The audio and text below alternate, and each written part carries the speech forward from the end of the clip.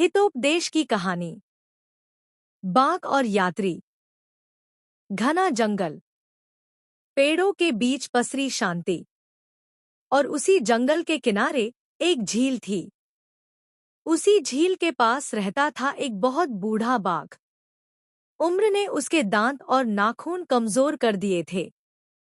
अब वह न तो अच्छी तरह दौड़ सकता था, न ही शिकार कर सकता था। एक दिन झील के किनारे खोजते खोजते उसे एक सुनहरा कंगन मिल गया। धूप में चमकता हुआ वह कंगन किसी खोए हुए यात्री का था। बाघ ने उसे देखा और मुस्कुराया। शिकार नहीं कर सकता, लेकिन दिमाग से तो कर ही सकता हूँ। बाघ ने कंगन को अपने पंजे से साफ किया और इंतजार करने लगा। कुछ ही देर में सड़क से एक गरीब सा यात्री आता दिखा। उसके चेहरे पर गरीबी, थकान और उम्मीद तीनों साफ दिख रहे थे। बाघ ने नरम, मीठी आवाज में पुकारा, अरे भले आदमी, इधर आओ। यह सोने का कंगन ले लो। अब मैं बूढ़ा हो गया हूँ।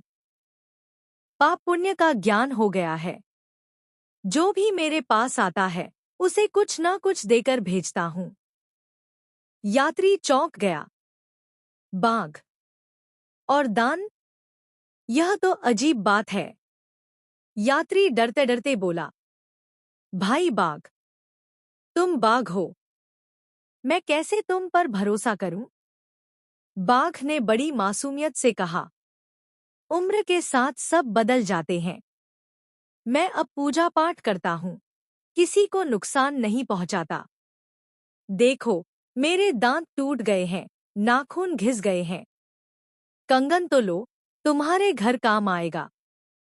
कंगन सूरज की रोशनी में चमक रहा था। यात्री का मन लालच से भर गया। बाघ झील के किनारे खड़ा था और उसके सामने था कीचड़ भरा दलदल। यात्री ने सोचा, थोड़ा कीचड़ है, पर संभल कर चला तो कुछ नहीं होगा। इतना चमकदार कंगन छोड़ना भी बेवकूफी होगी। लालच जीत गया। वह धीरे धीरे दलदल में कदम रखने लगा। लेकिन 2 कदम चलते ही छपाक, उसके पैर कीचड़ में धंस गए। बचाओ, बचाओ, वह घबराकर चिल्लाया। बाघ ने चिंतित बनने का नाटक किया। अरे, आ रहा हूं, आ रहा हूं। मेरा पंजा पकड़ो, मैं तुम्हें बाहर निकाल दूंगा।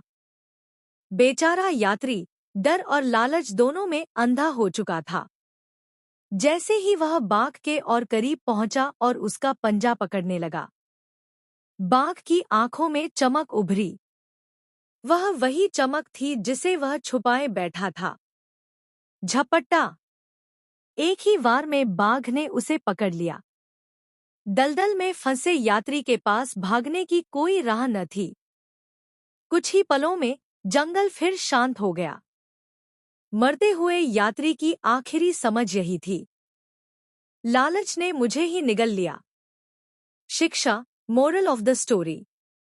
जो चीज बहुत आसानी से मिल जाए, वह अक्सर धोखा होती है। लोभ बुद्धि को अंधा कर देता है। सावधान रहो और समझदारी से काम लो।